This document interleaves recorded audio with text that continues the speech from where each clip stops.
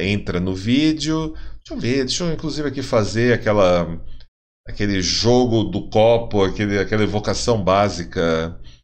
Irmão Vincent Sarrasra, você está entre nós? Seja muito bem-vindo, meu nobre irmão. Vamos agora fazer aquela famosa passagem de áudio em enoquiano. Ok. Fale um pouquinho, Vincent, por favor. Boa tarde a todos, Lorde A, Shendra, e a todos que estão acompanhando essas transmissões da Horror Expo 2020. Muito bom, muito legal estar aqui com vocês. Opa, que bom, meu irmão. Agora, antes da gente começar oficialmente, eu pergunto para os nobres amigos e amigas aí no chat.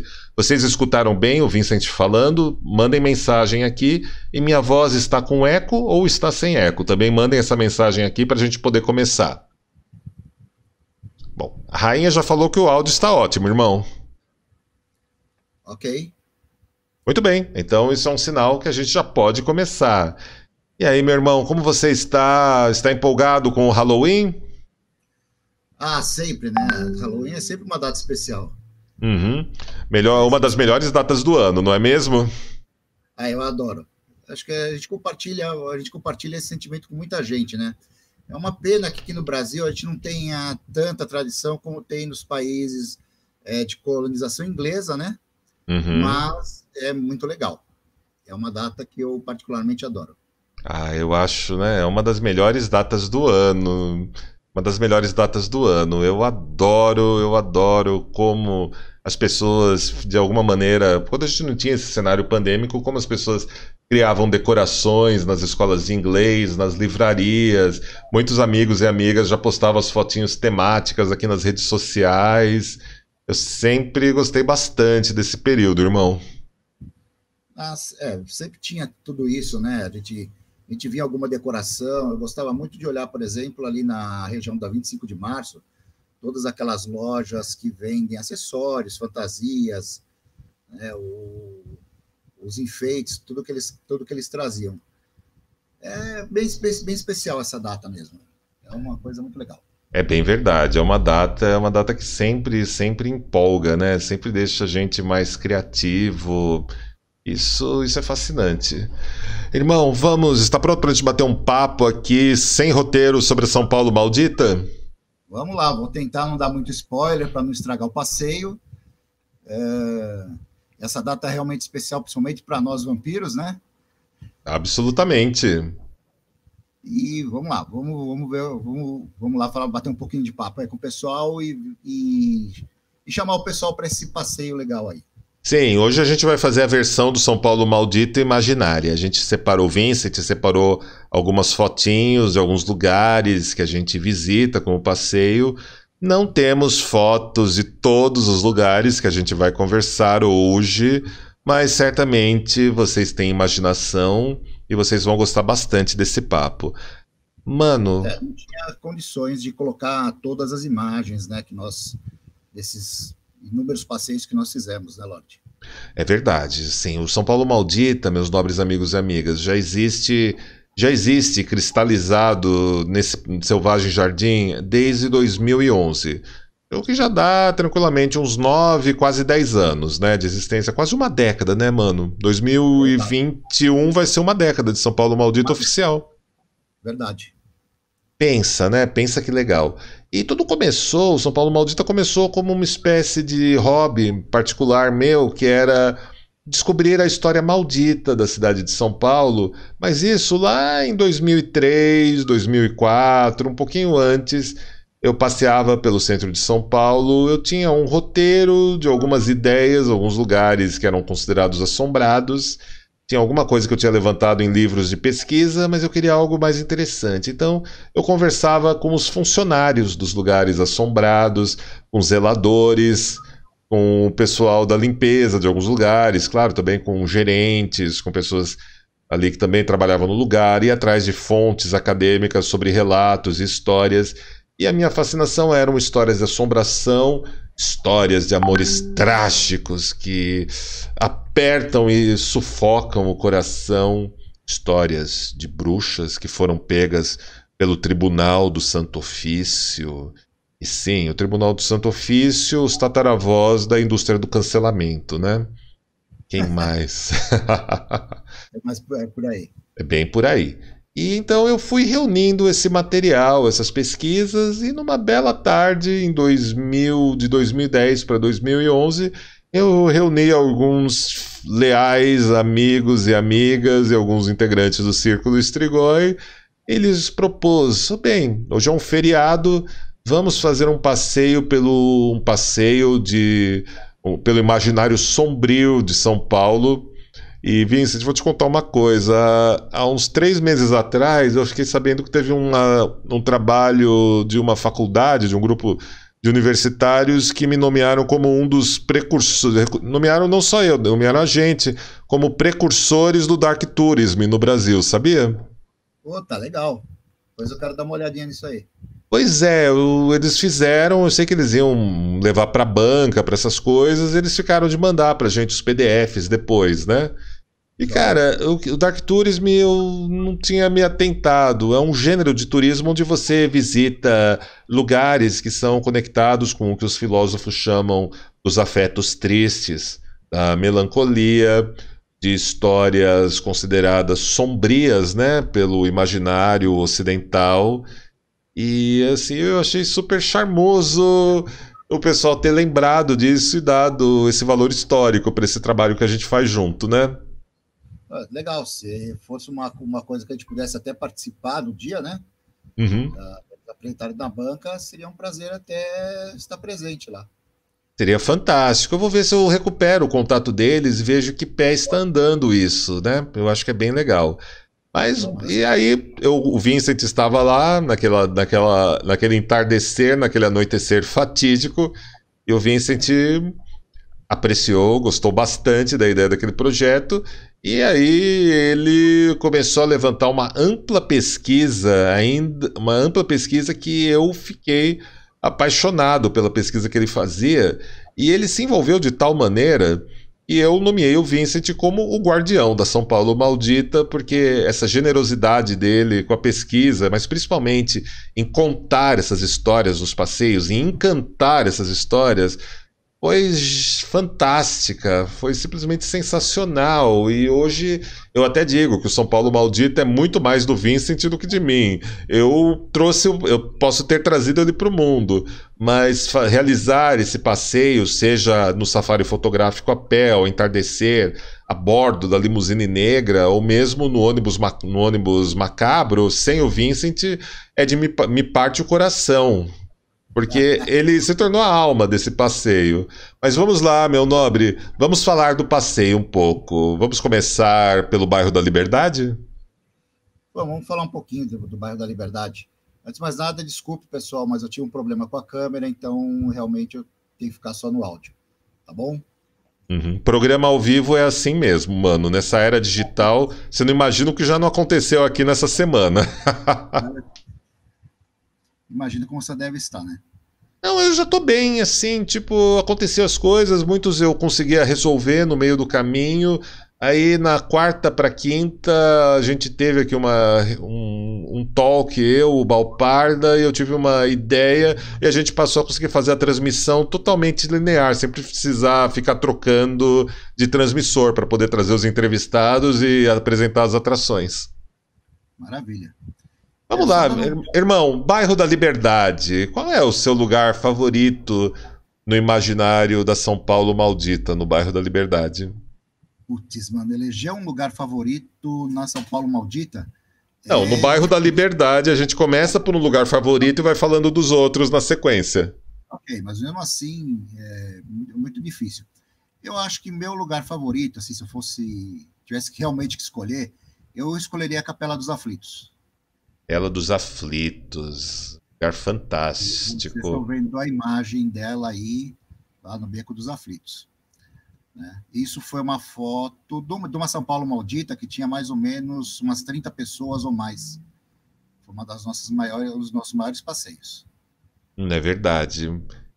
E esse lugar, a Capela dos Aflitos, é uma capela que fica do meio, no final de uma ruelinha super pra lá de obscura, que parece ter sido o cenário daquele filme Aventureiros do Bairro Proibido, né? Aquele clássico dos anos Mas, 80.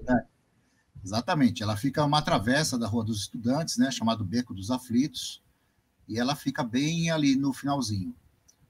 Uhum. Quem vê essa capelinha considerada sinistra por aqueles de um coração mais romântico, nem imagina, fica pensando, puxa, mas como tem uma capelinha dessas no meio de tanto prédio mais moderno, de tanta coisa? Nossa, mas assim, construíram isso depois, isso estava aí antes e não demoliram. Como tem uma capela dessas? Isso parece até mesmo aquelas capelinhas de um cemitério. Ela é um pouco surreal quando a gente vê assim, né, Lodi? É E esse é verdade. um, e essa é uma dos segredos e uma das boas histórias da São Paulo Maldita.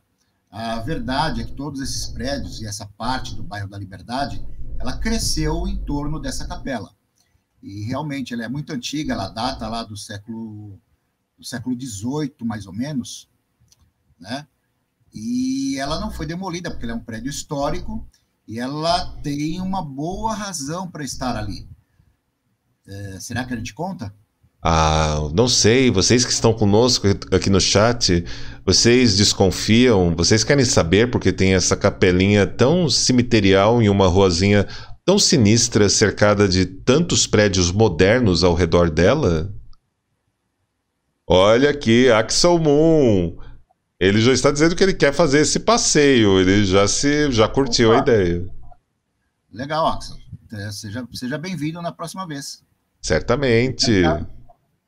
Certamente. Mano, acho que a gente deve. Eu acho que vamos contar, sim, né? Vamos Porque- dar, vamos dar um aperitivo?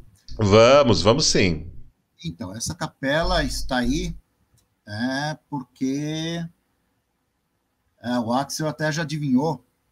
Sim, ela realmente ela é uma capela de cemitério. Para quem não sabe, essa parte do bairro da Liberdade, entre a Rua dos Estudantes e ali A Rua dos Estudantes, sim, o acesso é pela Rua dos Estudantes mesmo.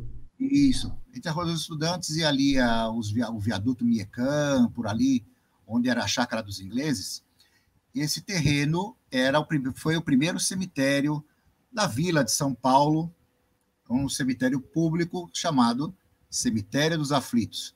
Então, sim, você que andou pelo bairro da Liberdade esses anos todos, você muito provavelmente passou em cima do terreno de um cemitério. E essa capela era a capela que ficava no centro do cemitério, onde eram velados os mortos, e é a única parte do cemitério dos Aflitos que restou na capital. Todos esses prédios que vocês veem em volta, sim, eles foram construídos em cima do terreno do cemitério. Uhum. Conta-se a história que os corpos, as lápides foram removidos para um ossário no que foi inaugurado, então, como no cemitério da Consolação, né? Mas, como nós sempre temos no nosso imaginário, nós sempre lembramos lá dos filmes Poltergeist e outros que tais, né, que abordam justamente essa temática de se você fazer uma construção em cima do cemitério sem remover os corpos, não faz muito tempo que uma escavação para reformar a fundação de uns prédios aí perto, acabaram encontrando ossadas que eram do cemitério dos Aflitos. Ou seja, o trabalho não foi muito bem feito, né? Mas foi um trabalho mais arqueologicamente muito interessante. O pessoal acabou encontrando essas ossadas e viram que eram de 300 anos atrás, por aí. Uhum. Irmão, quem eram os aflitos enterrados no cemitério dos aflitos? Então, ele tinha esse nome porque era um cemitério popular. Nós temos que lembrar que as pessoas nobres, por exemplo, eles eram sepultados em igrejas. Quem controlava os sepultamentos no Brasil, né, em todas as regiões, era a Igreja Católica Cristã. Então, quem era pobre? Quem eram esses aflitos? Eram escravos, eram índios, eram pobres, indigentes, eram condenados à morte. Realmente aquela sensação dos aflitos, né, dos desesperados, dos despossuídos. Então, eram essas pessoas que acabavam sendo sepultadas nesse cemitério porque não tinham condições de serem sepultadas em nenhum outro lugar que fosse caro, que fosse nobre para elas. Não existia o cemitério administrado pela administração pública como é hoje, né? É bem verdade, é bem verdade. E tem essa Capela dos Aflitos, né? Embora hoje esteja cercado de prédios, esses prédios foram construídos onde já foi um solo de Saturno, um solo santo, um cemitério. Essa construção tem um santo popular, não é mesmo? Então, quando você falou, descreveu aí o São Paulo Maldita, né? Temos que falar também da São Paulo Maldita, que nós exploramos um pouco sociedades secretas que funcionaram ou ainda funcionam, ainda existem em São Paulo. Nós falamos também de santos populares e lendas urbanas. E sim, a Capela dos Aflitos, ele tem um santo popular que era um ex-soldado chamado Francisco das Chagas, popularmente conhecido por os amigos como Chaguinhas. E ele tem uma história interessante. Ele foi um dos líderes de uma revolta que ocorreu no litoral, lá por Santos. Eles eram soldados e ficaram muito tempo sem receber. E estavam indignados com a situação deles, né? Eles sempre foram muito maltratados. Quem conhece um pouquinho da história militar sabia que os soldados, os marujos, eram castigados com chibatas e tudo mais. Era um pouco mais do que um escravo. E estavam sem receber soldo. E nessa revolta, o poder público, as autoridades resolveram pegar os líderes e vão fazer um julgamento. Enfim, foi um motim, né? E nesse julgamento, obviamente, esses líderes foram condenados. O Chaguinhas foi um deles, e eu não vou falar onde fica, mas aí no bairro da Liberdade nós também tínhamos a Forca. Sim. Nós tínhamos o Largo da Forca. E consta na história que o Chaguinhas ia ser enforcado. Na primeira tentativa do Carrasco, quando abre o cadafalso, a corda se rompe. Bom, vamos pegar outra corda e vamos fazer o serviço. O pessoal começou a olhar aquilo assim com uma certa desconfiança. O Chaguinhas é conduzido ao cadafalso novamente, uma nova corda, o Carrasco aciona o cadafalso e a corda se rompe mais uma vez. Isso causou um clamor popular, porque muitos viram naquilo um sinal de Deus, um sinal divino, de que aquele homem estava correto, ele não era uma pessoa para ser enforcada ou morta. Ele não era uma pessoa justa, uma pessoa boa, e começaram a clamar pela liberdade do Chaguinhas, mas as autoridades não se comoveram, e com uma tira de couro ele acabou sendo estrangulado. Que história! Que história! E ele é sepultado justamente nesse cemitério dos aflitos, porque ele era um réu soldado, não tinha posses, não tinha nada. E diante desse clamor público, como acontece nessas histórias de santos populares, muita gente viu isso como um sacrifício, um martírio, na verdade. E começaram a pedir bênçãos, graças ao intercessões, né, para o Chaguinhas, e ele acabou se tornando um santo popular. Inclusive a igreja, uma das igrejas que tem, não só a Capela dos Aflitos, mas a igreja Santa Cruz da Alma dos Enforcados, ela existe por conta de uma outra história relacionada ao Chaguinhas. Dizem que acenderam vela, colocaram uma cruz nesse dia que ele foi morto, fizeram uma cruz de madeira, acenderam algumas velas no local, e mesmo com vento forte e chuva, essas velas não se apagaram. E nesse local foi erguida essa igreja Santa Cruz da Alma dos Enforcados, daí o nome. Caramba, é aquela igreja que fica ali na esquina, em frente à Praça da Liberdade, não é mesmo? Exatamente. Ela tem um velário onde as pessoas acendem velas, que eu acho ele extremamente lúgubre, uma atmosfera extremamente sinistra, diferente de outros velários, de outros lugares, né? Já contaram bastante história também. É verdade. Como todo lugar lúgubre saturnino, é claro que há quem responda por esse lugar, há quem responda por tal força, né? E havendo uma força, existem ações, existem consequências.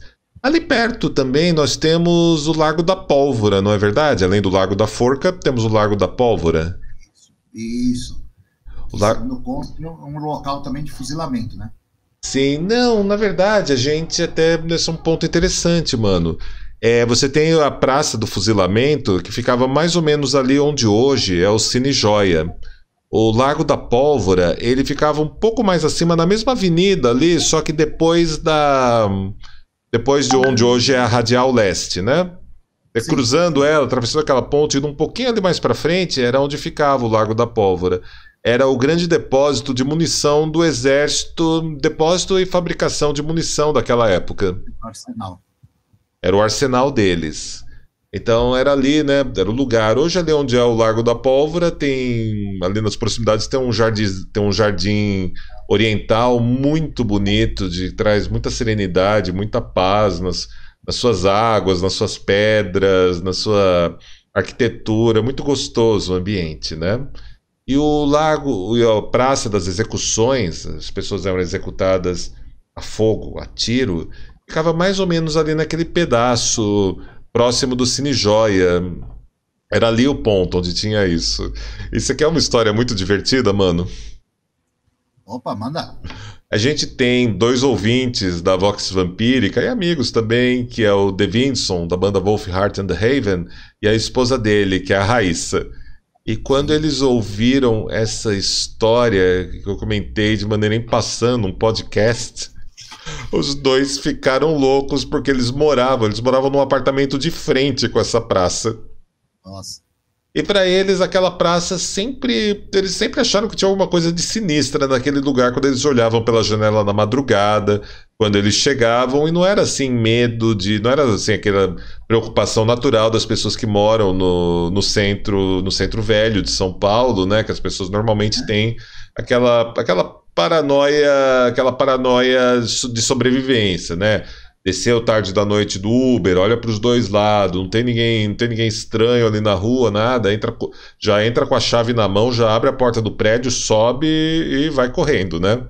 Prevenido. Mas eles não, eles sentiam um negócio ali, pô, pera, tem alguma coisa errada aqui nesse lugar, não sei te falar o que é, mas olha, não tem, pô, acho que eu vi alguma coisa ali, não sei, E um dia eles descobriram essa história, né? Daí ficaram atrás de mim pra mim contar pra eles a versão completa, eles adoraram, eles estão loucos pra depois que passar essa pandemia pra fazerem o passeio com a gente.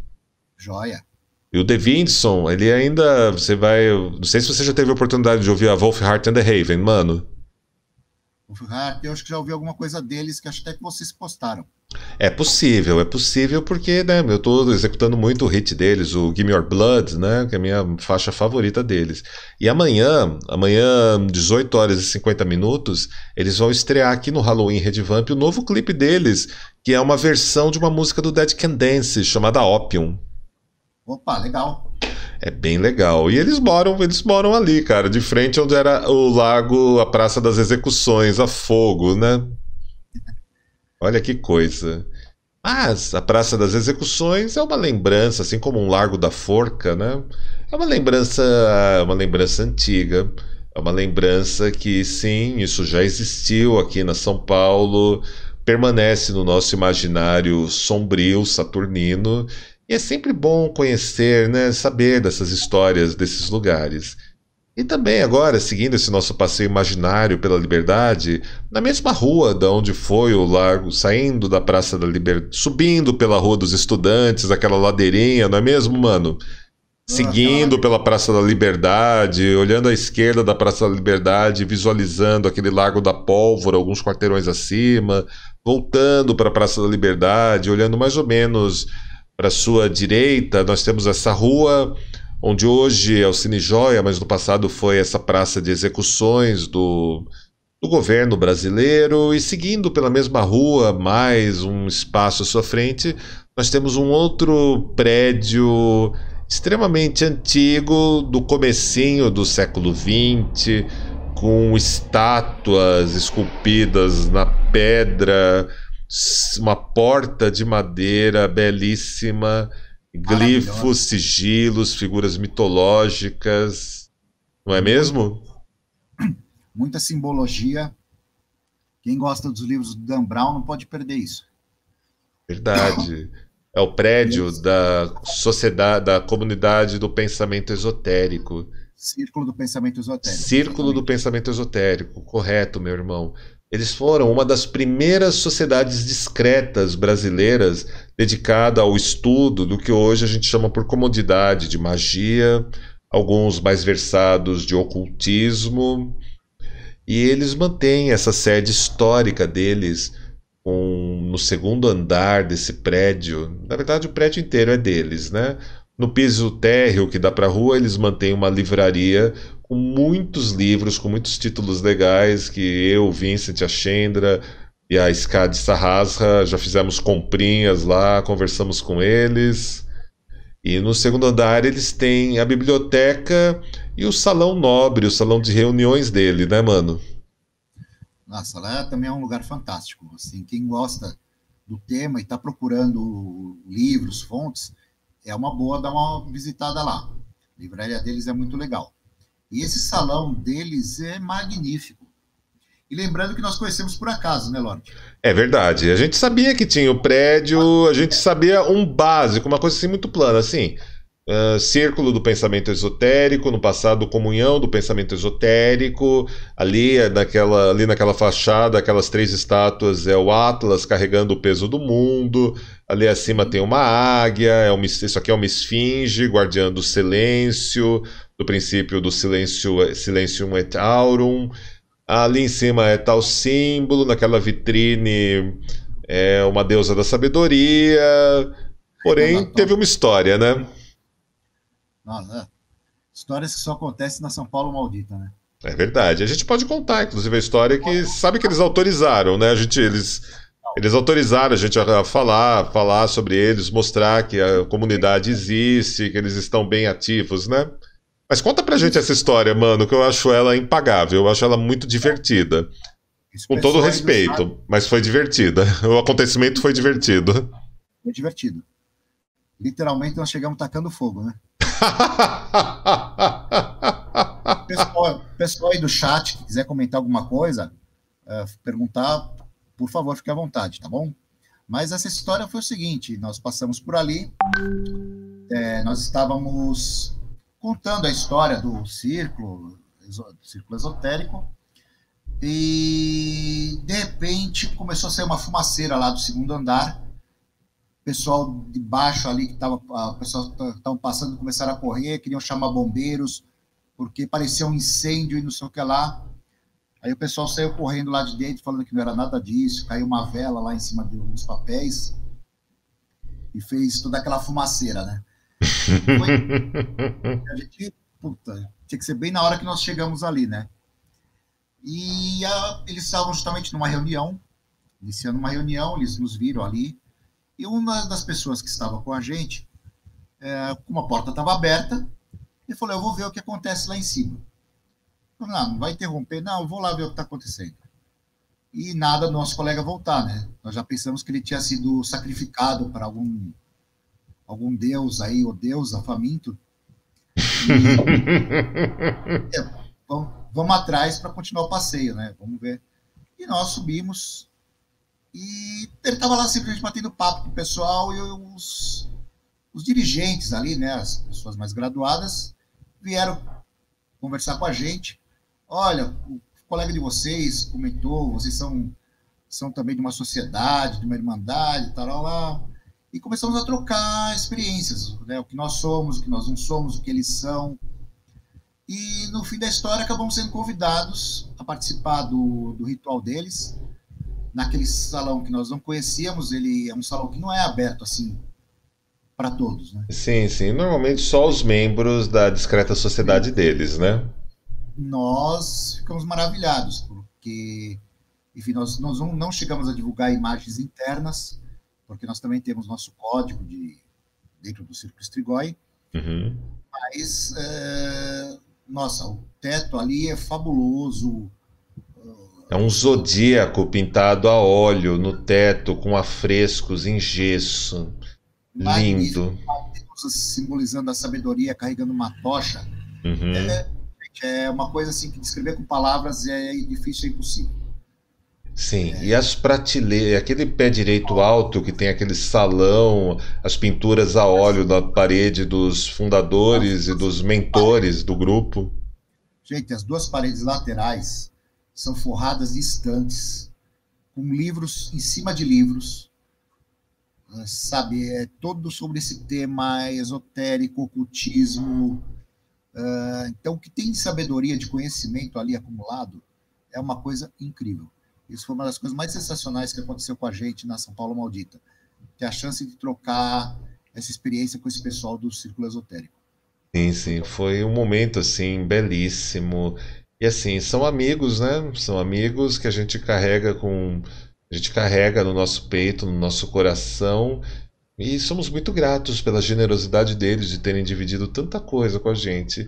E deixa eu te contar, mano, sabia que eles tinham ali no limiar da Chácara dos Ingleses, nos mais ou menos entre 1920 até mais ou menos 1940, 50, eles chegaram a ter uma sede muito maior, no mesmo estilo e com uma torre que parecia que era uma alusão a um farol para orientar os buscadores?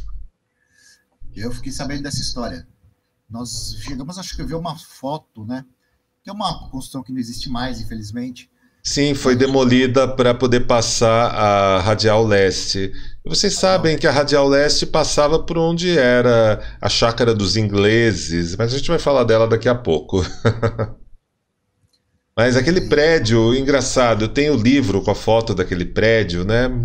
Outra hora a gente joga aí nas redes sociais para vocês, ou de repente a gente coloca aqui na edição desse vídeo a foto desse prédio, né? Porque essas entrevistas vão depois de um tempo irão todas para o YouTube, né? E esse prédio foi muito engraçado. Eu comprei o livro que conta a história, né? A história deles e um dia eu estava folhando esse livro aqui na sala de estar aqui de casa, meu pai estava me visitando, falei, ah pai, é o livro que eu comprei da Comunhão do Pensamento Esotérico, conta a história deles. Meu pai pegou, olhou, achou interessante a capa do livro, tudo, começou a folhar, e ele bateu o olho no espelho e disse, ah, seu avô frequentou esse lugar aí todos os anos que existiu esse prédio. Ou seja, o ocultismo já está no sangue, né? Pois é, né? Tipo, a família já carrega histórias, né? Histórias de longa data. Mas é, pois é. E aí, tipo, eu ainda tentei perguntar pro meu pai se ele lembrava de alguma coisa, mas não, não. Tipo, não, se eu vou ia lá no primeiro andar era uma gráfica, no segundo tinha um anfiteatro belíssimo, imenso, que tinha pianista de vez em quando tocando. Ele ia lá ver umas palestras e ainda numa outra divisão desse mesmo prédio, eles tinham uma clínica deles, uma clínica de saúde, um plano de saúde para os integrantes, para os membros deles. Olha só. Pois é, Temos histórias ocultas na nossa cidade, moçada. temos muitas histórias, é um esplendor de histórias ocultas que a gente pode encontrar na São Paulo Maldita que são realmente fascinantes. E um outro lugar, né? Agora que a gente foi ali, fomos até quase a Catedral da Sé, mas recuamos, voltamos ali pela mesma rua, descemos novamente, passamos pela Praça da Liberdade, descemos a Rua dos Estudantes e chegamos hoje. Quem desce a Rua dos Estudantes e vira à sua direita verá uma obra, né, um prodígio da engenharia que é chamado de Radial Leste. Mas naqueles tempos de 1800, lá onde passa hoje a Radial Leste, logo depois da Rua dos Estudantes, ali virando à direita, ficava a Chácara dos Ingleses, uma construção e um casarão com uma história muito peculiar, não é mesmo, mano? Ah, sim. Infelizmente a gente não tem ali a visão do passado, né? Mas é Só só na nossa lembrar que imaginação. está no nosso imaginário. E num daguerreótipo em algumas ilustrações daquele período, né, que a gente resgatou na nossa pesquisa. Só lembrando que ali existia um solar que dava justamente de frente para o cemitério dos aflitos, né, a Rua dos Estudantes, E esse solar ele foi propriedade de ninguém mais, ninguém menos do que uma senhora que ficou conhecida como Marquesa de Santos. Sim, uma Após, senhora muito importante, muito interessante. muito importante para a história do Brasil. Após isso, ela serviu como sede da primeira Santa Casa de São Paulo. E após isso, ela virou uma casa comum e ela acabou sendo alugada como república para os estudantes.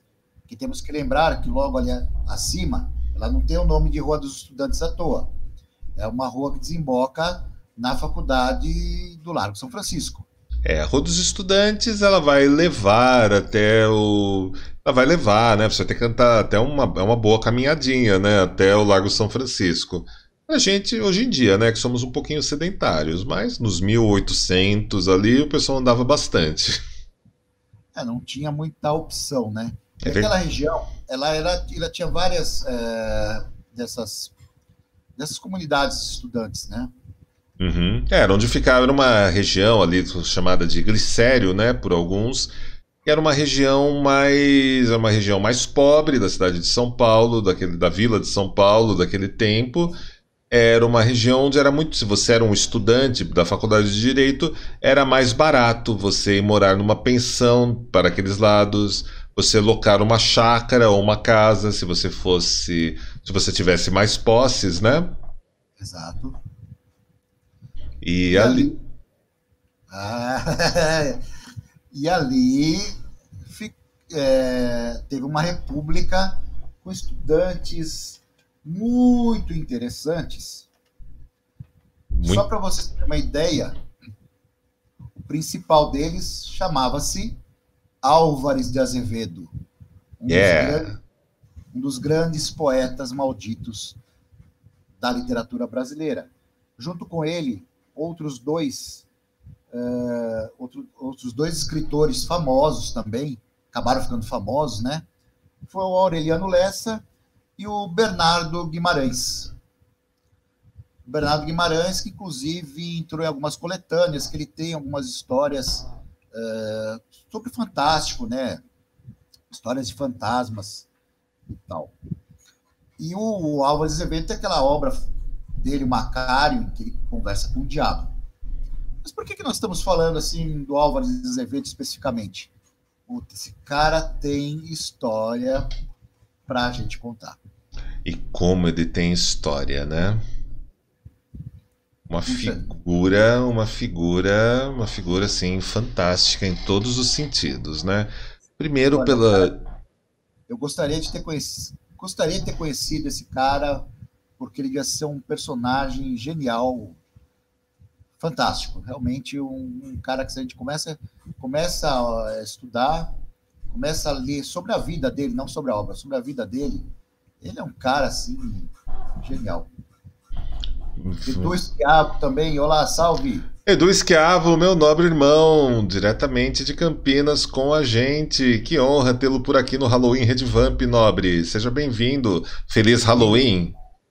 Feliz Halloween. Jesse Rives também, se estiver por aí. Ah, eles estão. Eles ficam quietinhos assistindo as transmissões, porque normalmente eles estão trabalhando, estão ali na internet fazendo as coisas deles. Alguns ficam assistindo a tela aqui da gente, outros a gente fica como uma espécie de programa de rádio soturno para uma semana de Halloween. Olha, relembrando aquelas radionovelas, né, Lotte? Que contavam Hum. histórias de terror. Uhum, é verdade, verdade. Olha, você me deu uma boa ideia, mano. Não é? A gente nunca tentou, né? Nunca tentamos. Precisamos fazer isso uma hora aí. Pois é, pensa assim, fazer um negócio ao vivo, você aí, a gente aqui contando essa história, mais uma pessoa para ficar fazendo os efeitos sonoros ou soltando os efeitos sonoros pra gente enquanto contamos a história. Claro, vamos tentar uma hora. Cara, a gente poderia experimentar, né? Porque pensa, né? Os caras lá em 1900 faziam produções épicas desse jeito, né? A gente, com toda essa tecnologia da gente, a gente nunca tentou fazer uma radionovela naqueles moldes que eles faziam. Rael Nightside também dando um olá para nós. Valeu, Rael. Salve, Rael. Olha aí o Axel Moon. O Axel Moon tá no trabalho, deve estar com o fonezinho de ouvido ali, disfarçando, deixou uma planilha de Excel aberta e deve estar lá se divertindo com o programa e o pessoal, não, ele tá trabalhando concentrado no Excel, a gente tá ligado. Aham, já sabe como é. Pois Mas é. foi uma boa ideia. Ô, Lorde, vamos tentar isso um dia aí. Vamos, vamos, Organizar. vamos tentar sim, mano. Mas voltando, né, ao Álvares Azevedo, quando o Voltando. Álvares e esses poetas foram morar nesse solar que foi da Marquesa de Santos, eles fizeram uma, como a gente pode dizer, uma reforma, uma reforma, uma alteração estética muito singular na casa, não é verdade? Puxa vida, imagina como isso foi chocante para a época. Nós estamos falando de 1830, por aí. Essa década, das primeiras décadas do século XIX. Uma sociedade conservadora, provinciana, como era São Paulo. Imagina que a primeira coisa que eles fizeram, esses três, foi pintar a casa inteira de negro. Imagina isso na frente de um cemitério. Imagina aquela casa imensa de arquitetura antiga, toda pintada de preto. Né? Fora isso, eles não estavam contentes. Eles compraram, arrumaram uma estátua de um fauno, um sátiro. Para quem já viu a figura do fauno ou do sátiro, né, o deus Pan, que é mais visual, e Uhum. colocaram essa estátua bem na frente do jardim da casa. Ora, é só lembrar que a Igreja Católica baseou a figura do diabo nos atributos de Pan, que eram os pés de bode, os chifres e tal. Então, assim, para aquelas pessoas que passavam na frente da casa, não era um deus mitológico, era O o diabo. diabo, o diabo em pessoa estava na frente de uma casa negra em frente a um cemitério. Ah, meus nobres amigos, amigas que estão conosco aqui na audiência, na live e na posterior aí nas redes sociais. Quem nunca quis ter uma casa negra com a estátua de um sátiro à frente de um cemitério? Em pleno, mais ou menos no que a gente poderia chamar da era vitoriana inglesa. É puro charme, é pura elegância. Exatamente. E se não fosse só por, não fosse apenas por isso, estamos falando de estudantes, jovens, ali na cidade meio adolescentes, de famílias boas, tinham um pouco de grana. O que nós vamos fazer? Vamos estudar? Não. Vamos, Jamais. vamos fazer a balada da época. Né? Na época não tinha as boates, não tinha as discotecas, mas eles deram o jeitinho deles. Assim, Sim. altas horas da noite, de madrugada, eles passavam batendo tambores, instrumentos de sopro e seja mais o que for. Piano, violoncelos, violinos, tocando Paganini, tocando outros compositores malditos, declamando Paraíso Perdido de Johnny Milton. A Divina Comédia do Dante, ou seja, só as coisas interessantes, né? Mais Além, interessante, o grande deus Pan de Arthur Machen, quem sabe? então, vocês imaginem o quanto isso devia ser agradável na vizinhança, né? O quanto essas pessoas deviam ser adoradas ali na região. E fora isso, consta que eles faziam algumas visitinhas ali pelo cemitério, então era comum eles terem dentro de casa crânios, ossos humanos, segundo consta aí as crônicas da época, né? Ou seja, era um pessoalzinho bem animado. Essa é uma das histórias bem curiosas que a gente conta de São Paulo Maldita. Muito divertido você pensar no que esses caras aprontaram. Só para assim, dar uma ideia das ideias que eles tinham na época, eles estavam sem grana, né? Lembrando que eles gastavam muito com bebida, ópio. Na época nós não tínhamos essas drogas que nós temos hoje, mas já existia o ópio. E, putz, estamos sem grana, o que nós vamos fazer? Simples. O Bernardo Guimarães e o Aureliano Lessa, foram até a Faculdade de Direito, onde eles estudavam, uma cara fechada, olhos inchados. E chegaram o pessoal, o que houve, o que aconteceu? Uma tragédia. Olha, o Álvares acabou de falecer. Como? Tão jovem? Pois é, ele morreu e a família não quer mandar o dinheiro para a gente fazer o sepultamento, o funeral, nós não sabemos o que fazer. Olha, isso não é problema, vamos fazer uma vaquinha e nós vamos ajudar, né, a família do Álvares. E pegaram a grana dos colegas. Sumiram. Durante vários dias. Ninguém soube. Enfim, o Álvares morreu, como é que foi? Onde está o funeral? O que aconteceu, afinal de contas? E os amigos sumiram. Bom, o pessoal passava na frente da casa, a casa toda fechada, cortinas cerradas, aquele silêncio que não era comum. E o pessoal falou, alguma coisa errada aconteceu. E resolveram entrar na casa, olha, uma coisa aconteceu, vamos lá, vamos ver o que aconteceu. Quando entraram, encontraram os três chapados, com várias garrafas de bebida pelo chão, fumaça do ópio e coisas bem desagradáveis. Assim, eles tinham mania de, como eu falei, né, eles pegavam ossos de cemitério, animais assim, de uma fauna exótica, coisa que tinha um lagarto, sei lá mais o que dentro da casa. Quer dizer, são histórias assim, geniais. Ai, irmão, pensa. Ele não é considerado um maldito à toa, né? Uhum, sem dúvida. Uma pena ter falecido aos 20 anos de idade. Eu acho que o que ele poderia ter acrescentado para nós, em termos de literatura, em termos de história, seria genial. É um dos roteiros, só para esclarecer, nós tínhamos alguns roteiros estabelecidos na São Paulo Maldita. Então, por exemplo, nós tínhamos o roteiro das 7 igrejas, em que nós visitávamos as 7 igrejas mais antigas de São Paulo. Uhum. Tínhamos o Álvares de Azevedo, que contamos todas essas histórias. E temos um roteiro especial que abrange lá o Cemitério da Consolação. É bem verdade. Esse é um roteiro muito especial também da gente. É porque a gente falou, né? Começamos falando desse solar que foi da Marquesa de Santos, depois foi da Santa Casa de Misericórdia, depois foi a Casa Negra do Álvares de Azevedo e os dois colegas dele nos tempos da Faculdade de Direito do Largo São Francisco. Mas a Marquesa de Santos depois ela se mudou para um lugar mais próximo do centro histórico de São Paulo, do pátio do colégio, onde ela também teve uma, vamos chamar, uma casinha, né, tão humilde, tão bonita, que hoje em dia é aberta para visitação, não é mesmo? Humildemente chamada Solar da Marquesa de Santos, que ocupa basicamente a rua inteira, mas bem humilde.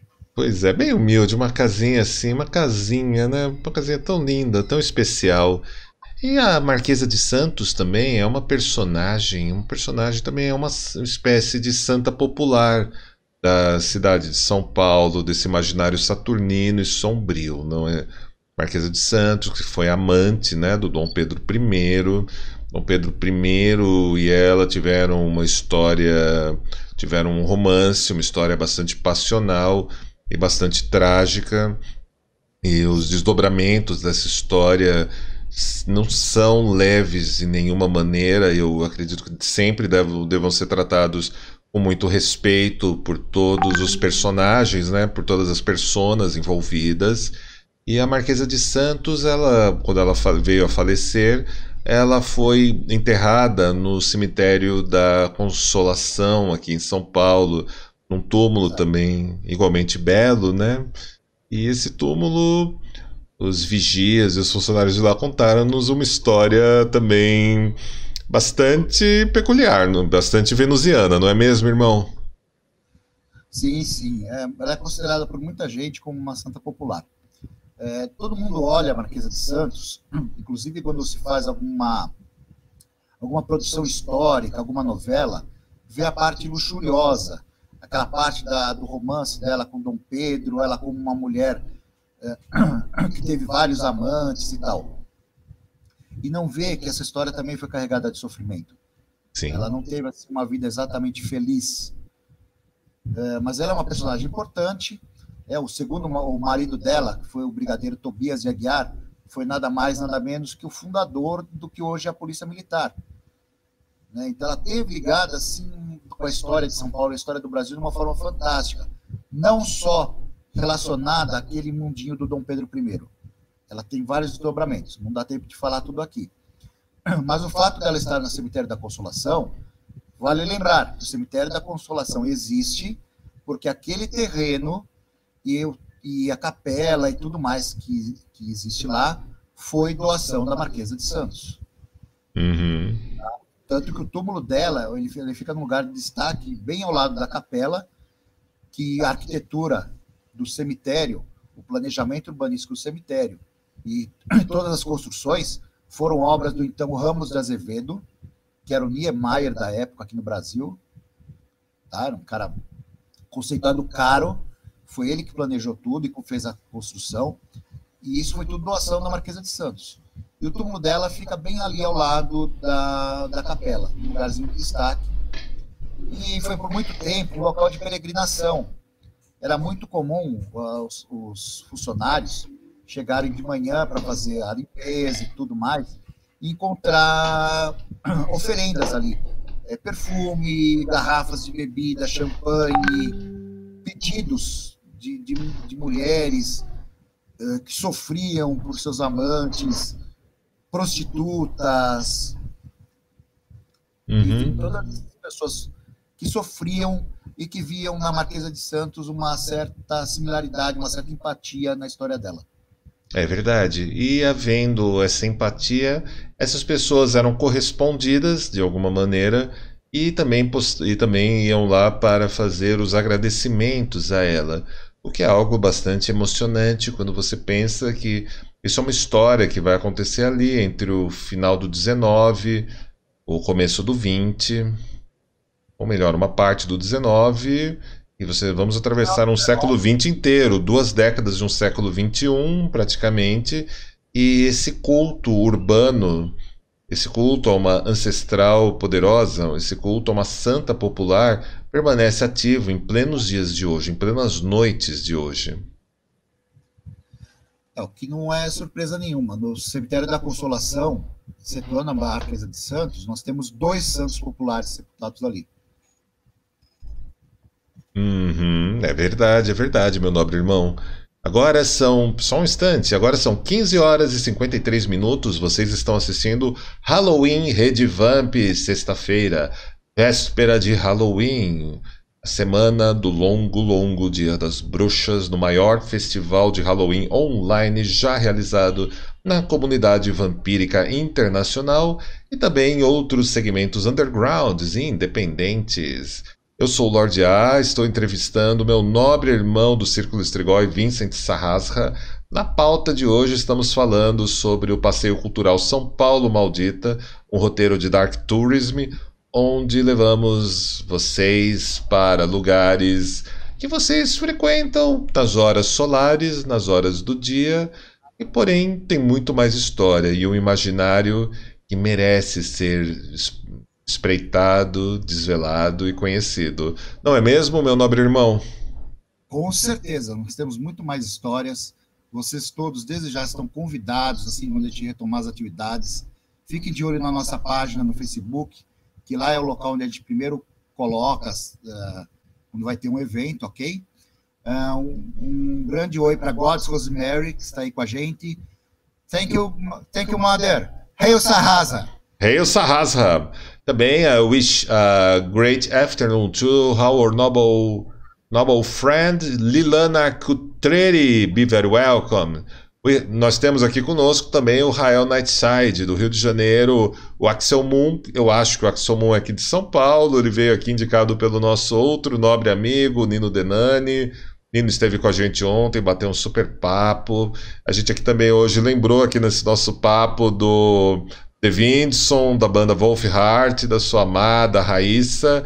E a gente tem uma estreia muito importante amanhã aqui no Halloween Redivamp, e é do novo clipe da banda Wolf Heart and the Ravens. que é a música Opium, que é uma versão que eles fizeram do Dead Can Dance. O Davidson esteve aqui numa super entrevista com a gente na segunda-feira, passou um teaser desse novo vídeo e, gente, olha, eu tô com hype elevado pra assistir essa produção, mano. Não vejo a hora de ver eles amanhã aqui. Com certeza, né? Já fiquei empolgado também. É verdade, ainda a gente falou do Opium, falamos de tudo isso aqui na São Paulo Maldita, né? Então a gente acaba, você vai vendo como nessa construção saturnina, nesse romantismo sem água com açúcar, como a gente vai visitando e revisitando todos esses lugares, né? Verdade. E, assim, isso foi um aperitivo do que nós fazemos, né? É, o São Paulo Maldito é um passeio muito mais extenso, muito mais amplo. É um E safari fotográfico, é uma troca de experiências. Tá? Se o Lorde jogar mais imagens, aí vocês vão ver aí as fotos que nós fizemos. é verdade, a gente vai, olha, Vincent, a gente tem, estamos no Halloween Redvamp, o tempo aqui é sempre mais curto, né? Porque a gente tem várias atrações que a gente tem para ir apresentando hoje, mas você sabe que seu convite para vir no Vox Vampírica, a gente fazer um Redvamp entrevista só com você e do São Paulo Maldita, para a gente falar o tempo que a gente quiser, tá de pé, né? Beleza, é a hora que vocês quiserem. Opa, eu faço questão. Vamos aproveitar aqui que agora, depois do Halloween Redvamp, as coisas vão ficar bem mais tranquilinhas. Dá pra gente fazer isso. A gente já solta a programação aí na semana que vem, do dia que a gente vai aprontar essa, beleza? Joia. Eu Maravilha. só deixar uma mensagem final, se puder.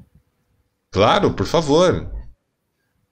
Eu acho que a melhor mensagem que eu posso deixar hoje para vocês é um trecho do livro Varney e o Vampiro, que diz: Olha, deixe a imaginação adornar seus piores terrores. Deixe que o medo povoe da maneira que preferir sua mente com o mais puro horror. Seja aniquilado, reduzido a nada, mas mesmo assim, desafie tudo e todos. A todos vocês, um feliz Halloween. Happy Halloween to our friends United States, God's Rosemary, Liliana. Thank you very much. I love you. E muito obrigado a vocês que nos acompanharam aqui no Halloween do Horror Expo 2020. Esperamos vocês numa São Paulo Maldita futura. gratidão, meu nobre irmão. Foi um prazer a gente poder reviver um pouquinho dessas histórias. Saudades de você também. Tomara que essa pandemia passe logo. Um abraço para você e para a família aí, tá bom? Para vocês também. Opa, gratidão, meu nobre.